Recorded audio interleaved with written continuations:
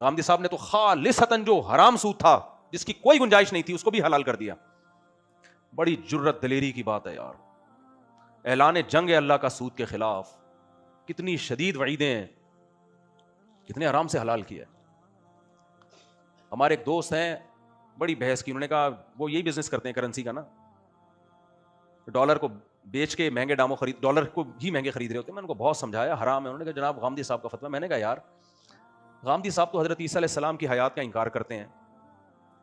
गामदी साहब कोई रिलायबल मुफ्ती नहीं है। किताबें पढ़ के कोई डॉक्टर बन सकता है? प्रैक्टिस होनी चाहिए किसी क्लिनिक में। उलमा का एक सिलसिला है।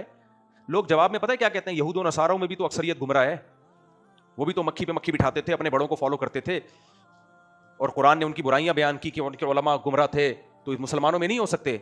उसका जवाब है कि नहीं हो सकते, इसलिए कि इस उम्मत की हिफाजत का अल्लाह ने वादा किया है।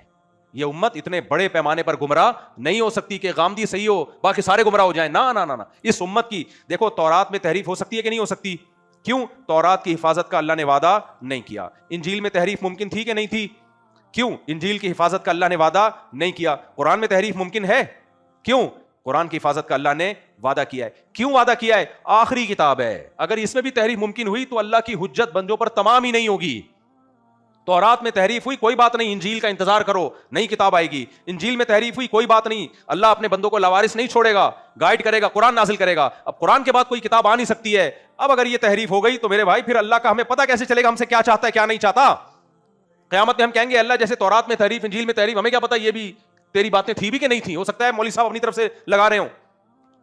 तो मेरे भाई कुरान में जैसे तहरीफ मुमकिन नहीं है, इसी तरह याद रखो यहूद और नसारा के सारे उलमा गुमराह हो सकते थे, ये मुमकिन था उनमें उनका जो एक गामदी साहब हो वो ठीक हो, उनके उस दौर के कोई। इसी तरह यहूदियों में मुमकिन था, ईसाइयों में मुमकिन था कि यहूदियों में मुमकिन था, ईसाइयों में मुमकिन था कि सारे ईसाई मसीही गुमराह। मुमकिन नहीं है कि सारे उलमा गुमराह हो, एक गामदी साहब ठीक हो। ना ना ना ना, एक गामदी खराब हो सकते हैं, सारे उलमा।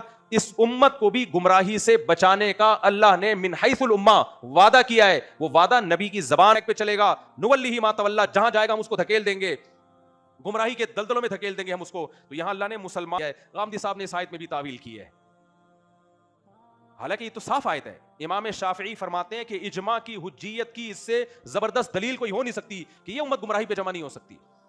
और नबी ने भी फरमाया ला तज़ालु ताइफतुम मिन उम्मती ज़ाहिरीन अलल हक़ ला तजतमिउ उम्मती अला ज़लाला, मेरी उम्मत गुमराह नहीं हो सकती। मिन हैसुल उम्मा। समझ में आ रही है बात कि नहीं आ रही?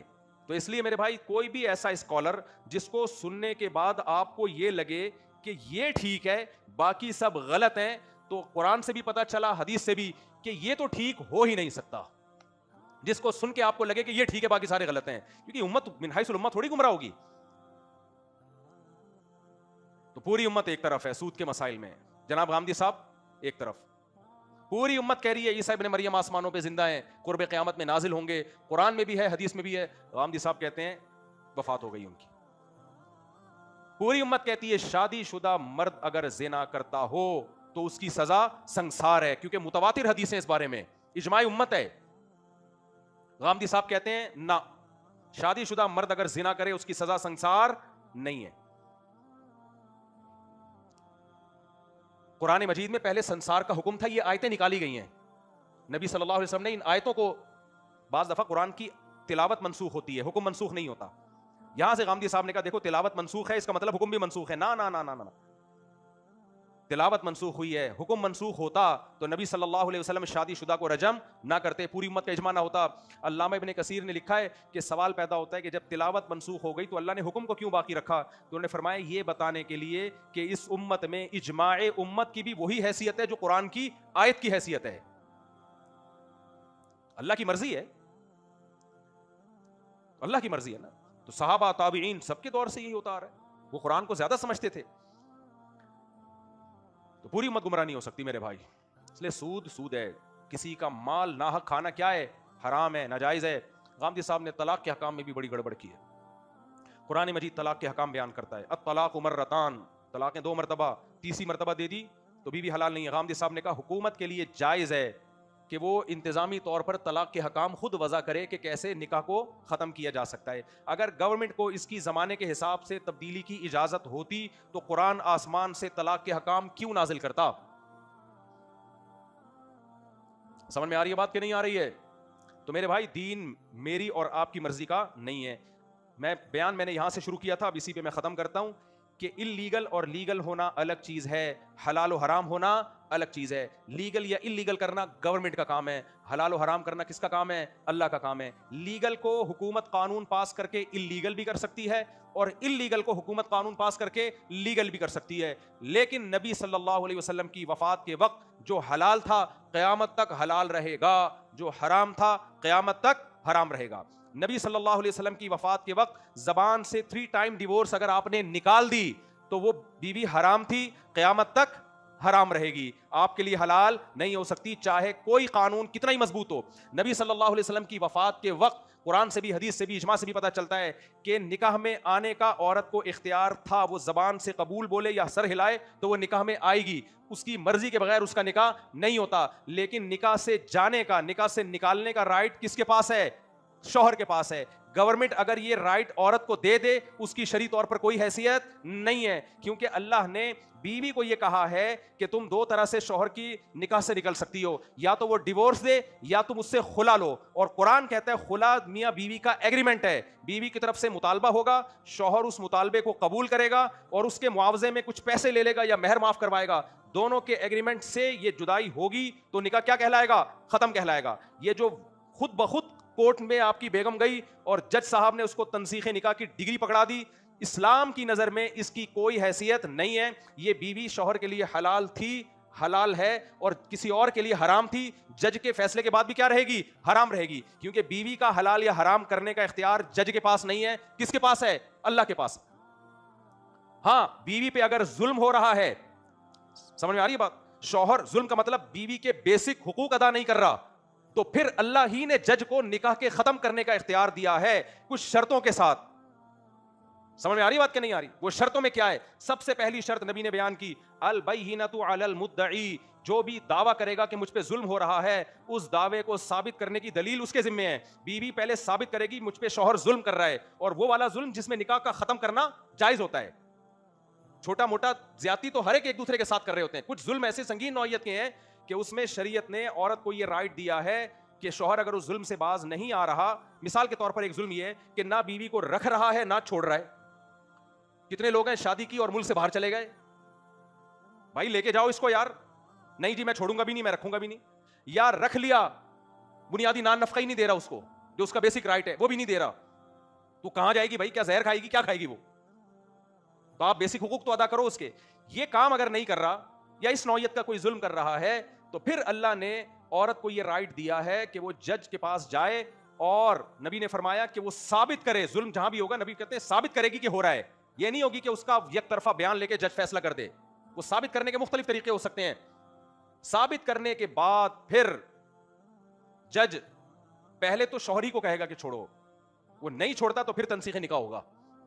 ये 3 तरीके हैं, इसके अलावा चौथा कोई तरीका इस्लाम में नहीं। ये जो आजकल तरीका अदालत में चल रहा है कि औरत गई मुझे इस शौहर के साथ नहीं रहना, या उसने दावा किया ये जालिम है, लेकिन उस दावे पे कोई दलील नहीं उसके पास, और जज लेता भी नहीं है, कोई दलील मांगता भी नहीं है, इसमें नहीं होगा भाई। इसमें वो औरत किसी और के लिए हलाल, बोलो नहीं। तभी लोग मेरे पास आते हैं कि बेगम मैं किसी तलाक याफ्ता खातून से निकाह कर रहा हूं, उन्होंने खुला की डिग्री ली है, तो मैं कहता हूं पहले उस खुला की डिग्री मुफ्तियों को दिखा के फतवा लो कि ये खुला शरियन सही हुआ है कि नहीं हुआ। किसी की बीवी से आप निकाह नहीं कर सकते। वो कहते नहीं कोर्ट ने कहा है। मैंने कहा भाई जज को ये अथॉरिटी नहीं है, हलाल और हराम करना किसका काम है? अल्लाह का। ये जज के पास राइट थोड़ी है। जज कहते ये खिंजीर के मैंने फैसला कर दिया कि ये हलाल है, हलाल हो जाएगा।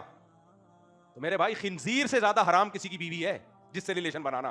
खिंजीर खा लो ये भी हराम, किसी की बीवी से शादी कर लो ये उससे बड़ा हराम है। नहीं आई मेरा ख्याल है बात? तो जज जैसे खिंजीर जो हराम था हलाल नहीं कर सकता, चाहे 100 फैसले कर दे। जमशेद की बीवी किसी और के लिए हलाल नहीं हो सकती जब तक उस प्रोसेस को इख्तियार ना किया जाए जिस प्रोसेस के बाद अल्लाह ने कहा है कि अब तेरे ऊपर हराम है। जब तक पुराने शौहर पे हराम नहीं होगी किसी और के लिए हलाल। इस्लाम में औरत के लिए एक ही मर्द हलाल होता है एक टाइम पे, डबल डबल आदमी उसके लिए हलाल बोलो नहीं हो सकते। दे दनादन खुला की डिग्रियां चल रही हैं, ढेर आप जाओ अदालत में, बर्बाद हो गया पूरा निजाम, फैमिली सिस्टम। इसका नुकसान औरत को होगा। क्योंकि मर्द डरेंगे अब शादियां करते हुए, बोलेंगे भाई करो तो रजिस्टर नहीं करो वगैरह वगैरह। नहीं, तलाक की धमकी बुरी चीज है, लेकिन इस पे खुला नहीं बनता, उस पे तलाक नहीं होती। हमारे यहाँ कानून पास हो रहे हैं, बीवी को हू किया तो सजा है, बीवी को यूं किया तो सजा है। उसका नुकसान क्या होगा? उसका नुकसान ये होगा कि लोग शादी करेंगे, रजिस्टर नहीं करेंगे, लिहाजा बीवी को हुकूक नहीं मिलेंगे। ये गधे नहीं, गधे कुत्ते देखे आपने जो दुम हिलाने वाले, वो कवानीन जिनके साइड इफेक्ट उन मुल्कों में निकले और बर्बाद हो गया उनका खानदानी निजाम, क्योंकि इनको अपनी तो तालीम है नहीं, अपने तो कुछ है भी ना।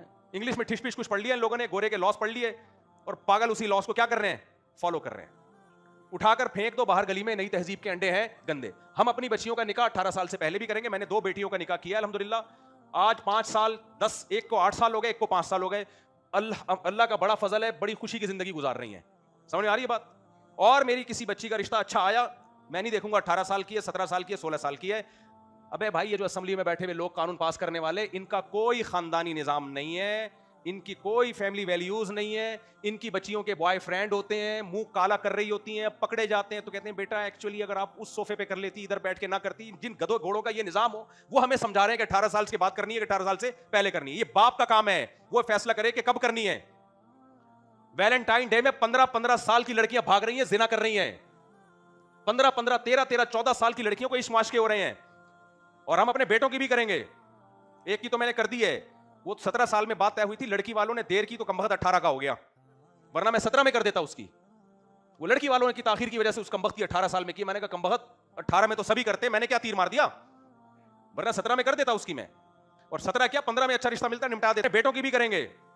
एक की तो मैंने कर दी है, वो 17 साल में बात तय हुई थी, लड़की वालों ने देर 18 में तो सभी करते, मैंने क्या तीर मार दिया, वरना 17 में कर देता उसकी मैं।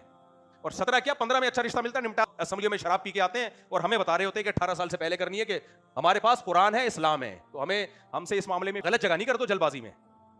जो आ रहे मुंह उठा के बच्ची पकड़ा दी, ये सही नहीं है। अच्छा रिश्ता आए जो नहीं है, ससुराल को भी बताओ इसको किस तरह से लेके चलना है। तो अच्छा रिश्ता आए तो दाएं बाएं देखने की जरूरत बोलो नहीं। कोई इलीगल करते हुए मौत आ रही होती है, ये हमें बताएंगे। और इनके अपने घरेलू हालात, इनकी ना बेगम इनको पूछती है कमबख्तों को, और ना इनकी बेटी है, इनको tata bye bye daddy, how are you, Jamshed how are you, fine, ये चल रहा होता है इस घर में। इनको क्या पता फैमिली वैल्यूज क्या होती हैं। इस्लाम का एक प्यारा खानदानी निजाम है। समझ में आ रही है बात? और बाप बच्ची को रुखसत मजबूरी में करता है। किसी बाप को यह शौक नहीं है कि अपने घर में से अपनी बच्ची को रुखसत करे, किसी को शौक नहीं। बच्चियां तो घर की जीनत होती हैं, उसके मुस्तकबिल को बनाने के लिए कुर्बानी देता है वो। समझ में आ रही है बात?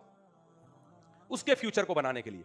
तो बाप से ज्यादा कोई बच्चियों का खैर ख्वाह नहीं है। हुकूमत इस मामले में टांग अड़ाने की कोशिश ना करे। लोग कह सकते हैं कुछ बाप जालिम भी तो होते हैं, हुकूमत से ज्यादा नहीं होते। हमें पता है तुम ये जो कानून बना रहे हो ना, ये गैरों को खुश करने के लिए बना रहे हो, उनसे फंड लेने के लिए बना रहे हो, हरामखोरी के लिए बना रहे हो। तुम ये कानून कौम के मफाद को सामने, कोई बच्चियों का खैर ख्वाह नहीं है। हुकूमत इस मामले में टांग अड़ाने की कोशिश, ये गैरों को खुश करने के लिए बना रहे हो, उनसे फंड लेने के लिए बना रहे हो, हरामखोरी के लिए बना रहे हो। तुम ये कानून कौम, बेटियां एक आध तो तुम्हारा बच्चा होता है, करोड़ों रुपए तुम कमाते हो, और एक एक बच्चे के बाद फैमिली इसलिए रोकते हो कि इनको खिलाना ना पड़ जाए। ये तो तुम्हारी फ्रेंड और बीवी में कोई फर्क नहीं है। तुम हमें बताओगे कम बख्तो, ये लाजमी लगाया करो आते हम इस्लाम को फॉलो नहीं करते। या हम शिद्दत इसलिए करते हैं बगैर तो तुमने पाक इंडिया से हमें आजाद आजम रहमतुल्लाह अलैह का बनाया वाला आईन नहीं है। कायदे आजम ने बार बार तकरीरों में कहा है कि हम हिंदुस्तान से क्यों अलग हो रहे हैं इस्लाम के नाम पे। ना हमारे कायद से तुम वफा कर रहे हो, ना उलमा से वफा कर रहे हो, ना आइन से वफा कर रहे हो, तो फिर हम क्यों तुमसे मोहब्बत करें भाई। हम इस मुल्क को तुम्हारे कवानीन की भेंट नहीं चढ़ाएंगे। ना हम इस अदालती खुला को मानते हैं, हराम थी औरत पहले भी, इस खुला के बाद भी हराम रहेगी दूसरे मर्द के लिए। समझ में आ रही है बात? जज को चाहिए अपनी बीवी को तलाक दे, दूसरों की बीवियों को तलाक देने का जज के पास कोई इख्तियार नहीं है, जब तक वो सूरतें ना हो जो मैंने बयान की हैं। कोई इख्तियार नहीं है जज के पास। और दूसरी बात ये, हमारी मर्जी, हम अपनी बच्ची की शादी 13 साल, जब बालिग होने के बाद 13 साल में करें, 14 साल में करें। अगर आप समझते हो 13 साल में शादी उसके लिए नुकसानदेह है, तो आपकी समझ के एतबार नहीं है, बाप फैसला करेगा कि अभी मुनासिब है या नहीं है। बाप खुद ही फैसला करता है। अगर वो समझता है अभी मुनासिब नहीं तो ना करे। वो आपको टांग अड़ाने की हमारे मामलात में, मैं निहारी खाऊं या भिंडी खाऊं, गवर्नमेंट कहनी है मुफ्ती साहब निहारी खाएगा भिंडी नहीं खाएगा, तो मेरी मर्जी यार, मैं भिंडी खाऊं या निहारी खाऊं। तो बच्ची की मर्जी और उसके बाप की मर्जी। बच्ची नहीं चाह रही फिर ठीक है, ना करे वो। हां, जबरदस्ती की शादियों पे पाबंदी लगाओ। बाज इलाकों में ऐसा होता है कम उम्र बच्चियों की 90 साल के बुढ़ों से शादी की जाती है, बेचा जाता है उनको। ये हराम था, हराम है और हराम रहेगा। इस पे पाबंदी लगाओ, हम आपका साथ देंगे। बाज इलाकों में ऐसा होता है बच्चियों को बेचा जाता है, पाबंदी लगाओ भाई, इस पे नहीं लगेगी। क्योंकि इनका मकसद सोसाइटी की इस्लाह नहीं है। इन हराम खोरों का मकसद खवातीन के हुकूक के नाम पे बाहर जो अपने आका हैं उनको खुश करना है। समझ में आ रही बात कि नहीं आ रही? इसलिए इनको करने दो, हमारी सेहत पे कोई फर्क नहीं पड़ेगा। और ये शेर याद रख लो, उठाकर फेंक दो बाहर गली में, नई तहजीब के अंडे हैं गंदे। हमारे पास इस्लाम है, प्यारा मजहब है, जरूरत ही नहीं हमें बाढ़ में जाए। काफी हो गया मेरे ख्याल में, अगली दफा थोड़ा सा मालिश वालिश करके आइए।